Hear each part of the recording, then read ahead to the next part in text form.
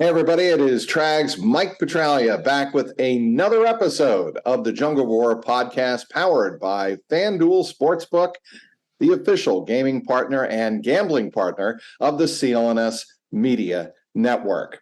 Back with me, it's been a while since I had this guest on the Jungle War podcast, and it is my pleasure to welcome him back. I wish it were under better circumstances regarding both local football teams, but he is the one and only Mo Egger. You can catch him afternoons on ESPN 1530, and every once in a while, of course, on 700 WLW, and you also fill in for the one and only Dan Horde. How you doing, Mo? I'm good, Trags. What's up?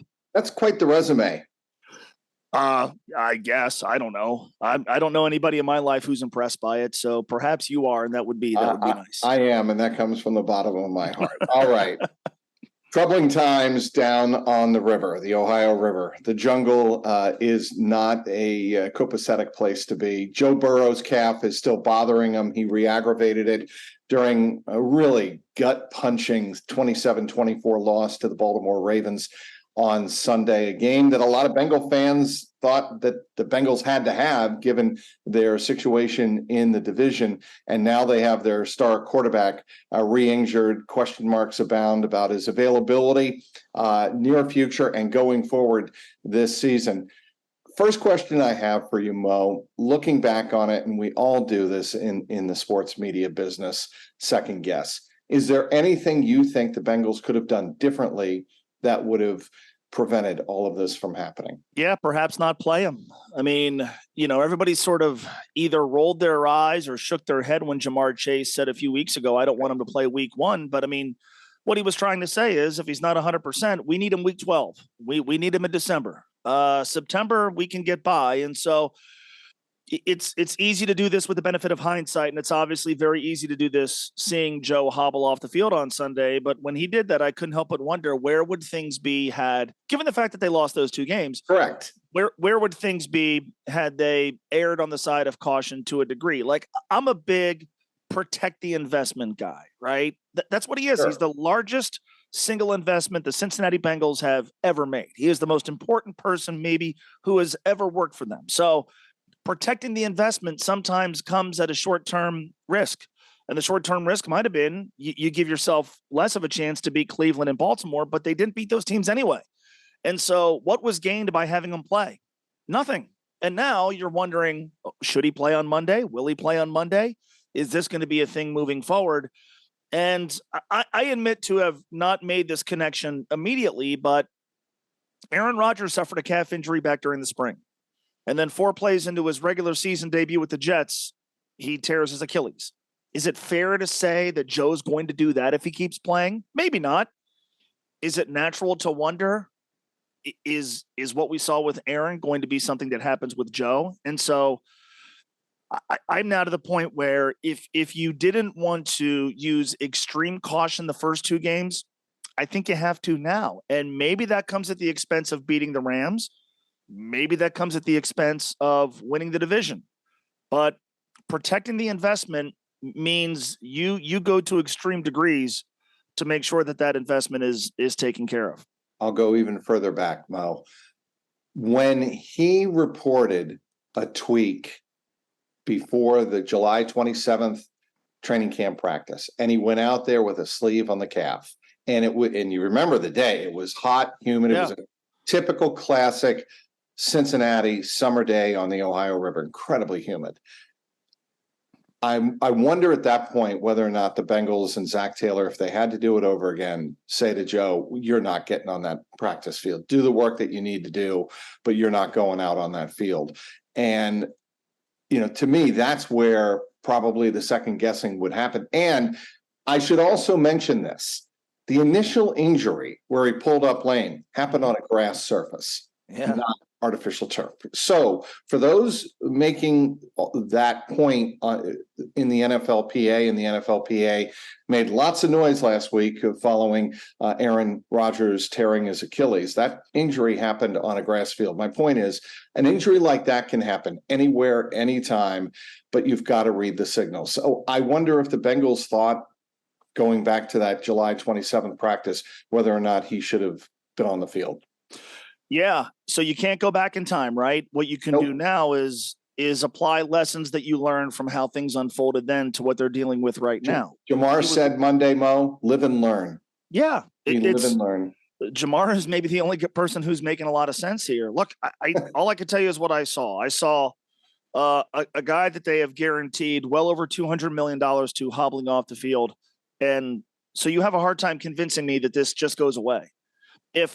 If he didn't do anything for 5 weeks and then played 2 games and aggravated the injury again, why am I to believe that running him out there and having him practice and prepare and play in games, high intensity games, is going to lead to a result where by the middle of the season, this is okay? I just, to me, there's too much at stake. There's too much risk. And, because Joe was absent, the backup quarterback battle took center stage. And from where I sit, which is obviously not as close to it as you, but from where I sit, I watched Jake Browning and Trevor Siemian engage in this pillow fight to be the backup quarterback.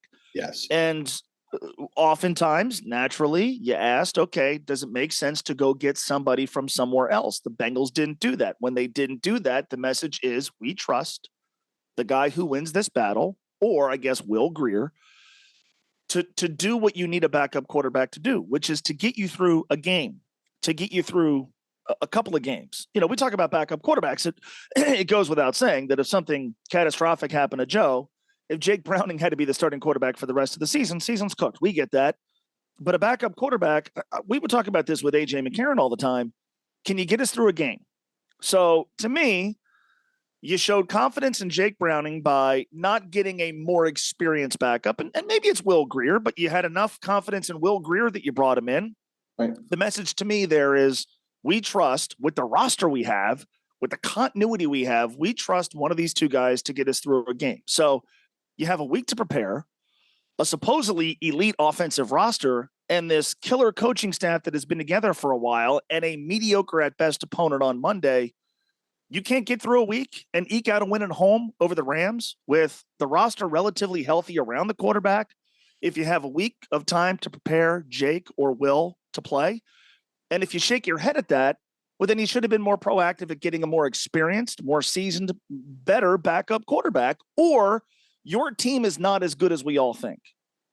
I don't know what it is, but if you're going to balk at the idea that they should just use caution and sit Joe, where were you back during the summer when so many of us were going, are you sure that you're going to put one of these 2 guys in the game, or if Joe has to miss a week, or if he goes in the protocol and this guy's got to come in a tight game in the 3rd quarter?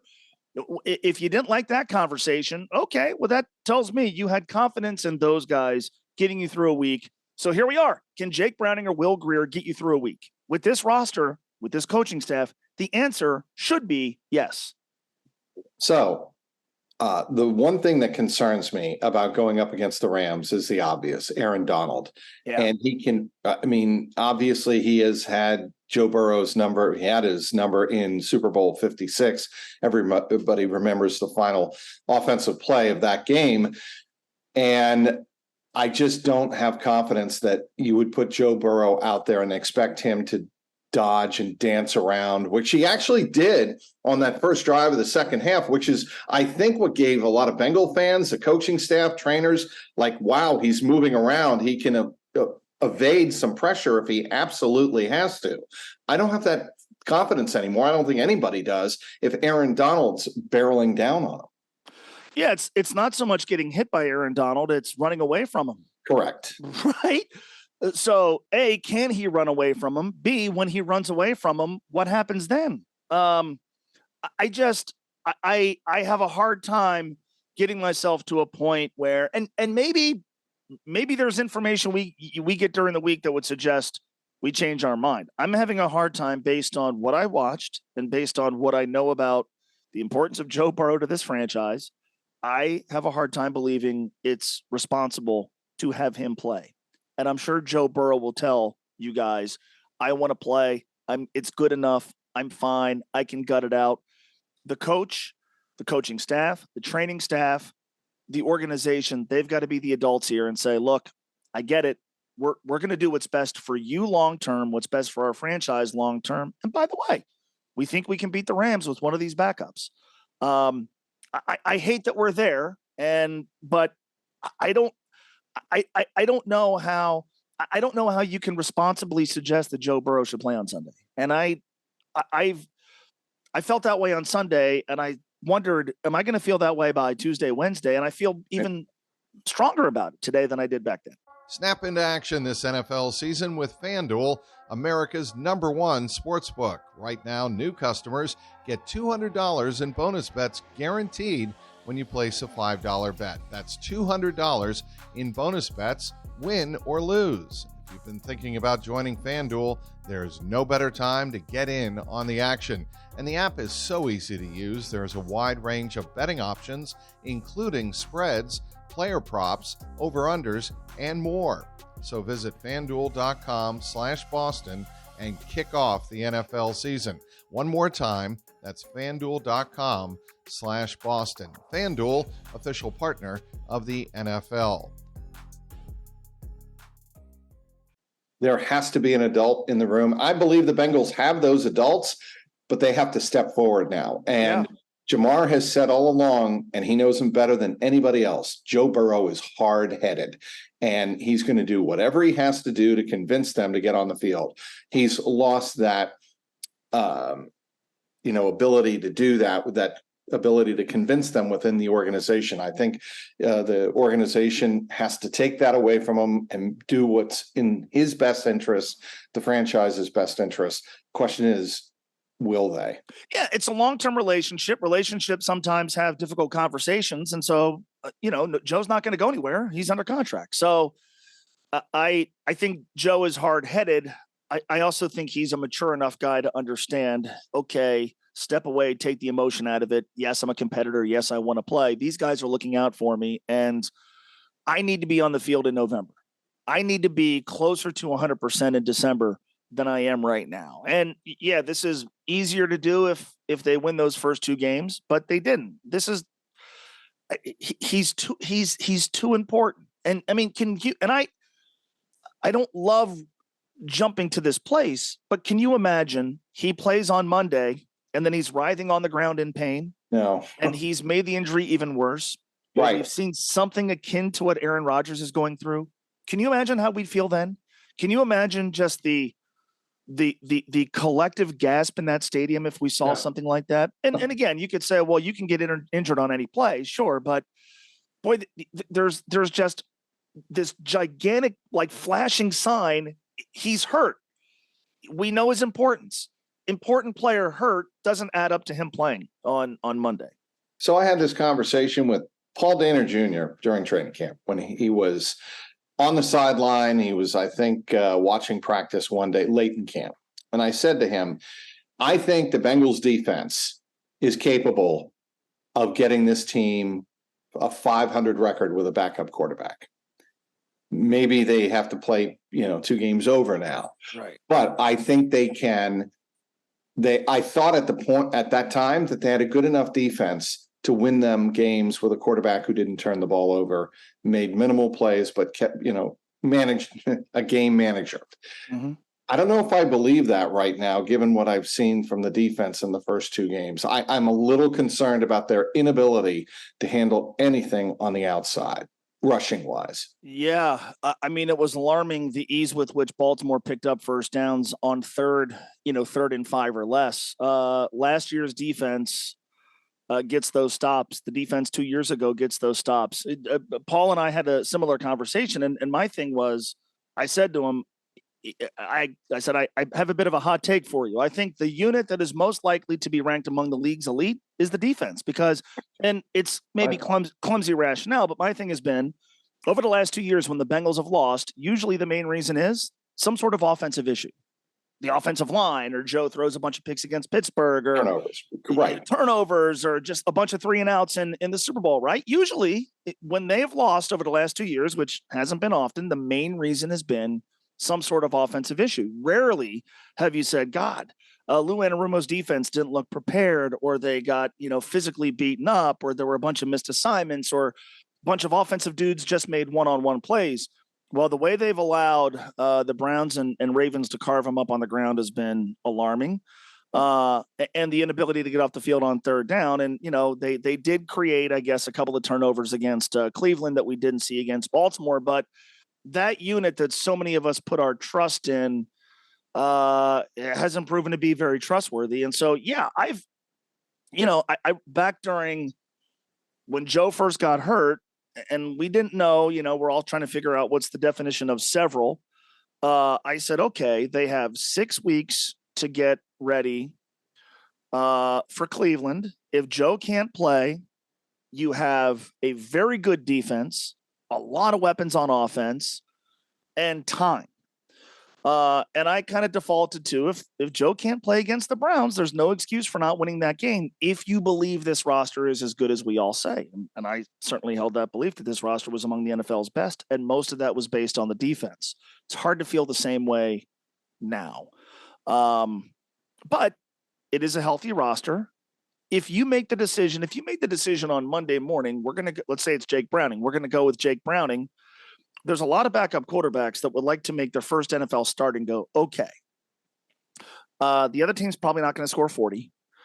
I have two high-end, top of the sport wide receivers to throw to. I have a better offensive line. I've got a running game that has kind of clicked. To me, it has. We'll get to that. The thing about Sunday was he didn't run it enough. Like that's a pretty good runway for a guy making his first NFL start. And yeah, you look over and there's Aaron Donald, you got to block him, but that's the NFL, man. So to me, you make that decision and you go, we're riding with Jake this week. We have time. We have a roster. We're going to be at home. It's not a great opponent. The defense is probably not going to get burned. I think you should still feel that way in spite of the way that they've struggled, certainly stopping the run and the issues that have presented themselves in the secondary as well the last 2 weeks. About Joe Mixon, about the running game. He's averaging nearly 5 yards a carry. Yeah. And he's been very good. He's run hard. He's caught the ball well. You make the argument, aside from T on Sunday, he's been their best offensive player. Mm-hmm.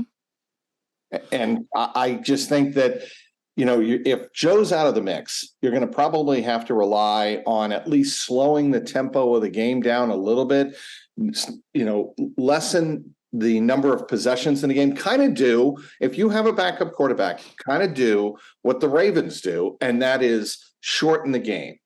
Yeah. Yeah. And you're right. Joe has looked spry. He hasn't had the big home run, but I mean, he's carried it 13 times each of the last 2 games. And after both games, especially the Cleveland game with the weather being what it was, you couldn't help but wonder, why didn't they give it to him more? Right. I would like to think, even if Joe were to play on Monday, you would go, okay, this is working.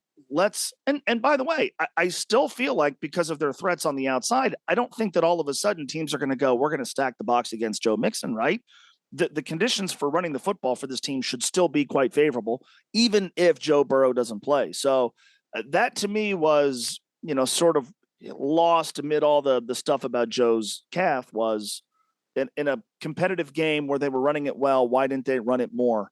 And again, like I think teams are going to say, they're going to ask Joe Mixon to run. Cool. I hear it all the time. Coaches say, we'll take what the defense is going to give us. If they're giving you 4.5 yards a pop from Joe Mixon, take it and take advantage of it. Here's I'm going to give you the answer, and it drives me nuts when I hear this. And we've had this conversation on the Bengals beat among very highly esteemed colleagues that are on the beat with me. They don't do that. Yeah. What do you mean they don't do that? They're one of the most versatile, adaptive offenses in football. Well, of course they can do it. And the answer that I got was, well, they just don't want to run. It's all gun runs, and they don't do gun runs, and they don't get up under center. Maybe if Burrow does not play, and it certainly kind of feels like to me he's not going to play Monday night, but right.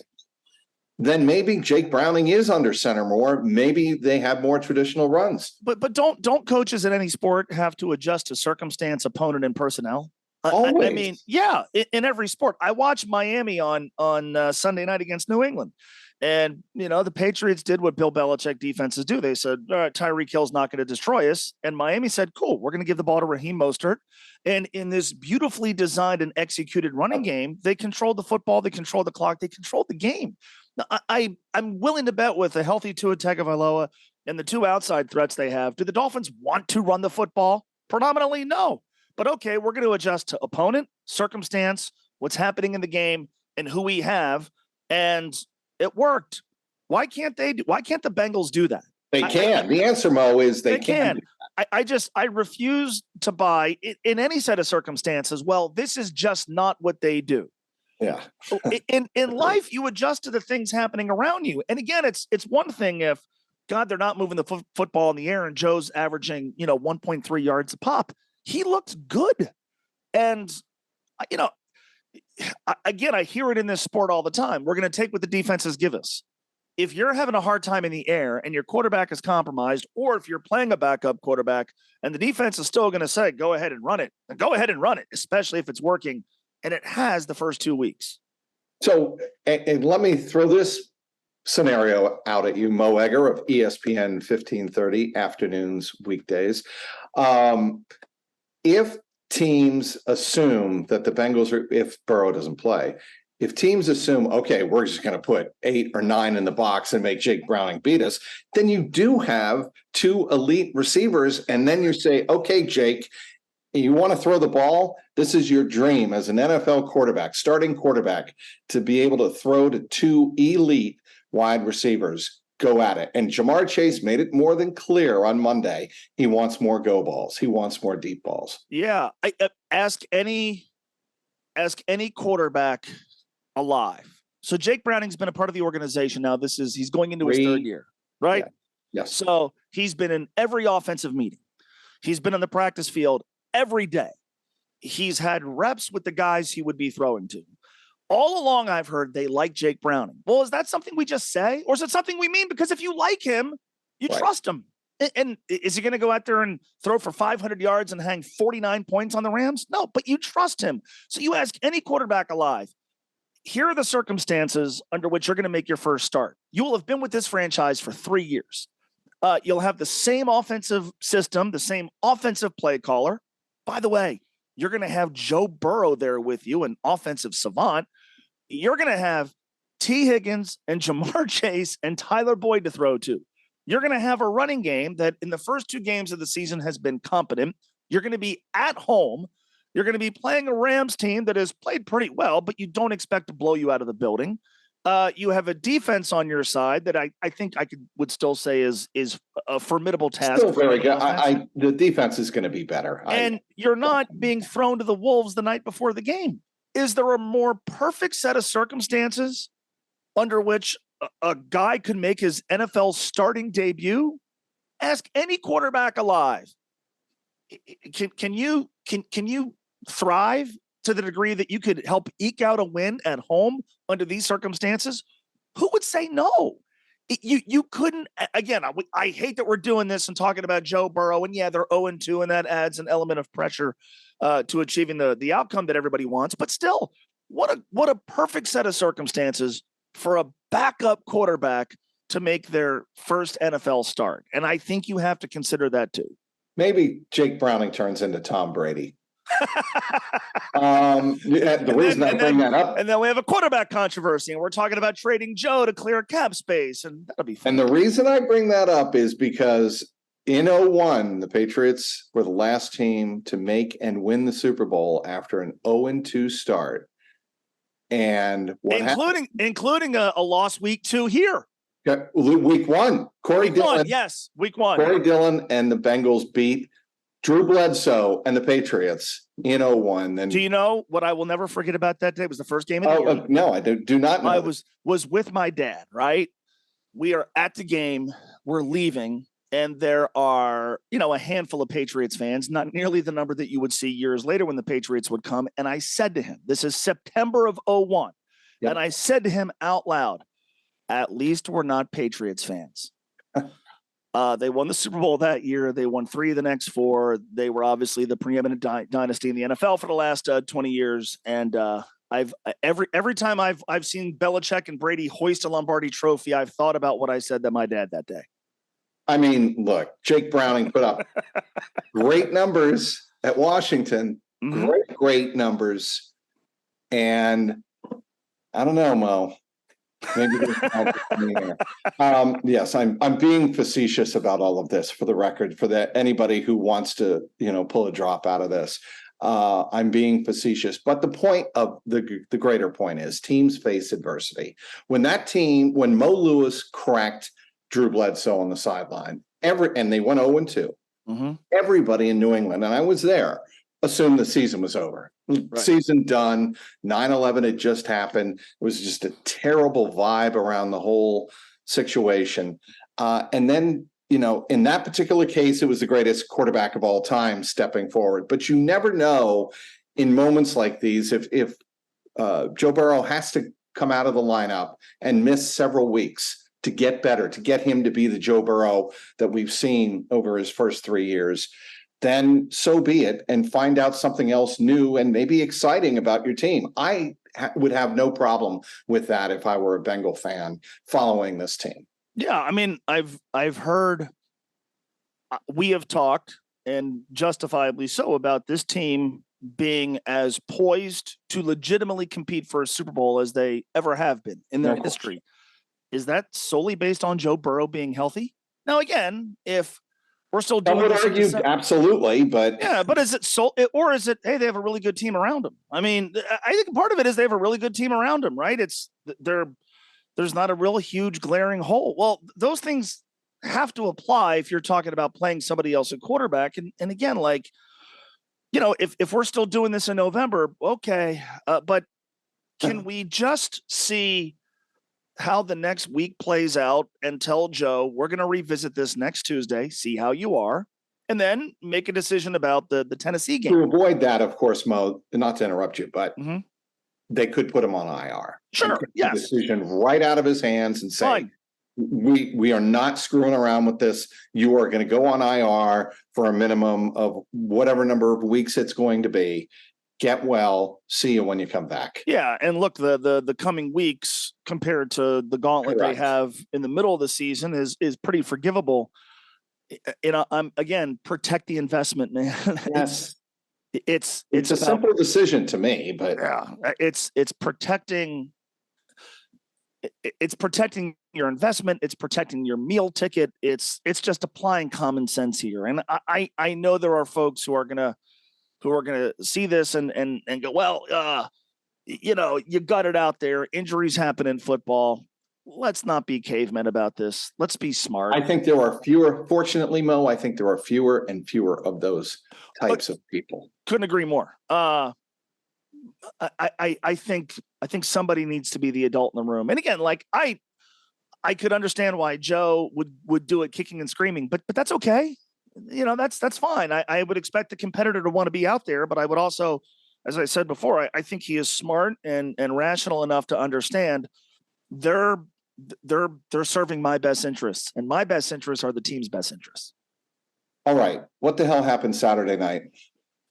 Was it 15 straight plays inside the 10? I know it was 17 snaps, 17 offensive snaps inside the 10-yard line, and you score 1 touchdown. Yeah. So 2 of those were obviously replayed because of penalty, but 1 touchdown. Yep. The 2 things that stood out to me, number one, they went into the Pittsburgh game and we wondered, can they answer the bell physically?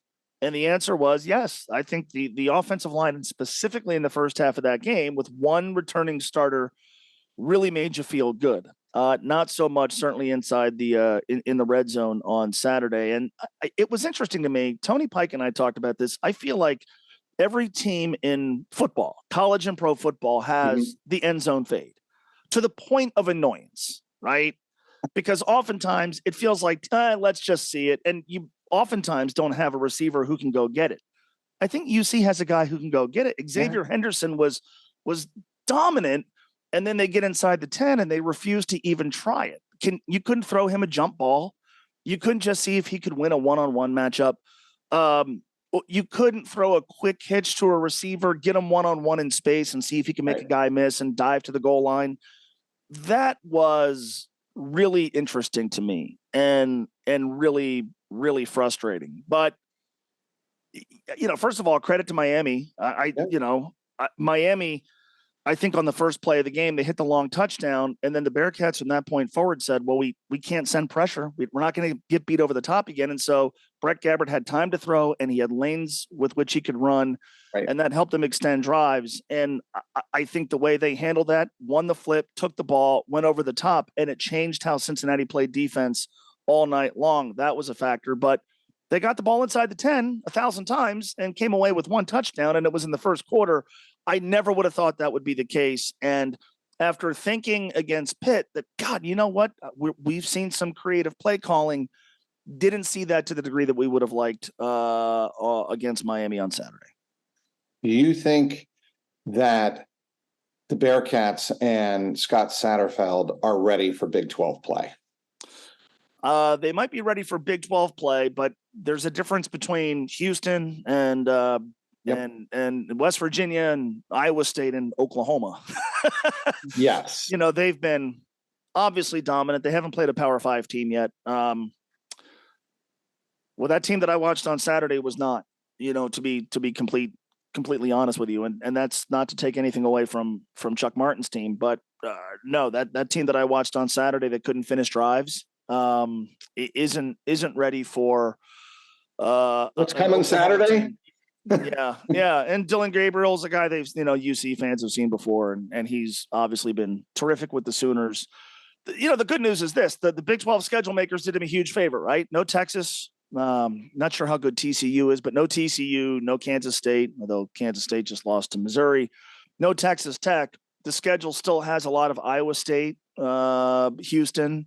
Oklahoma State should be beatable, right? Oklahoma State just lost to South Alabama at home, I think by 23 points. So, but it's one thing to do that when you're 3-0 and you go, okay, chances are they're going to lose at home to Oklahoma. Then they have to go to BYU. That's not going to be easy by any stretch, but the back end of the schedule is forgiving because they lost to Miami. It's a little bit more difficult to do that. In the absolute gut. Look, my daughter, Janie, went to Miami, and she did not stop with the text messages. Mind you, this is a daughter who goes radio silent with me weeks on end. As soon as I see the UC score come across final, when it turned final on Saturday night, I got an endless stream of texts and videos and Snapchats and Instagram instant messages from her and her boyfriend who met at Miami. And so I'm happy for them. I know Miami alums who care about that program and who are at the game. And there's a part of me that, I get it. Like, it was a big deal for them. And I really like Chuck Martin. And, he had sort of warned the fact that he was 0-8 against Cincinnati. And I think would be the first to tell you most of the time didn't have a team that physically could stand toe to toe. That's what I thought Mo Saturday. I'm like, well, Emory Jones is going to do his thing. And he's going to run circles around Miami. And it's just, they did to a degree, as you said, they put up a lot of yards. They put up 450 yards, something like that. Yeah. But they couldn't close the deal, couldn't get it done in the red zone.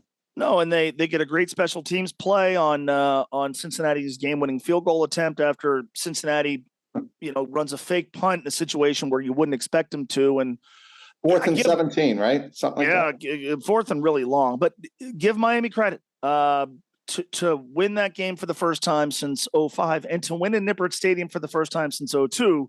That's a huge deal for a program that, many preseason publications picked them and OU to win that half of the MAC. I certainly hope that they do. But let's be honest. At home, 14-point favorites. You're in the Big 12. Cincinnati is supposed to win that game and should have won that game. If not for the just complete lack of productivity, not just in the red zone, but inside the 8. I think most of those plays that we talked about being inside the 10 were inside the 8. And I just, for the life of me, don't understand why they weren't a little bit more aggressive throwing the football when, the big takeaway the first 2 games for me offensively was Cincinnati's wide receivers who've come from all these different places. They got some dudes. Let let one of them win in the end zone, and that didn't happen. Rough week for Dan Horde. My heart goes out to Dan Horde. The voice of both teams, and the losses. Well, how's a rough one. But Dan, being the true pro he is, I was watching him interview Charlie Jones after the game, after Charlie Jones's first NFL touchdown. And he showed such compassion when when Dan asked Charlie, "You did get the football, right?" And he's like, "No, I gave it to the referee and never saw the end of it." He said, "Oh boy, that's a rough way to go, Charlie." We joked yesterday that the flag that was picked up ruined Dan's call. Because as the play is unfolding, you're like, all right, it's going to be called back. So Dan's got like this disappointment in his voice, like, yeah, great run, but it's going to be called back. And so, it ruined the call. And it was like the one of the few highlights they had. So it ruined the call. But yeah, rough weekend for Dan, rough weekend for, unless you went to Miami or root for the Red Hawks, a rough weekend for Southwest Ohio Cincinnati sports fans. Indeed. What you working on this week? All Joe Burrow all the time, Mo? 15? We're gonna get on every potential orthopedist and calf expert we can. I think all of that takes a backseat. And the Fox Big Noon kickoff is coming. And by the way, the Reds are in a pennant or wild card race. So it's always fun when you have to balance a lot of stuff. That's a good problem to have, Mo, as we like to say. Yeah, no question. All right, he is Mo Egger of ESPN 1530 weekdays. You can hear him all the time. It's 2 to 6? 3 to 6. 3 to 6. Can you imagine 4 hours of that? Oh my God. 3 hours is too many. Yeah. I'm all screwed up. It's been a week. Let me hear you. It's been a week, Mo. Anyway, he is Mo Egger. I want to thank him very much for joining me. He talks everything Cincinnati sports and beyond, weekdays 3 to 6 on ESPN 1530. Mo, thank you very much for joining me. Trags, thanks for having me, man. Let's do it again. All right, we will. He's Mo Egger. I'm Mike Petralia. Thanks for downloading this episode of the Jungle Roar podcast, powered by Fanduel Sportsbook, the official online wagering partner of the CLNS Media Network. Until next week, keep that jungle roaring. The CLNS Media Network is powered by FanDuel. Sign up at FanDuel.com/Boston and get in on the action with $200 in bonus bets guaranteed when you place a $5 bet. That's $200 in bonus bets, win or lose.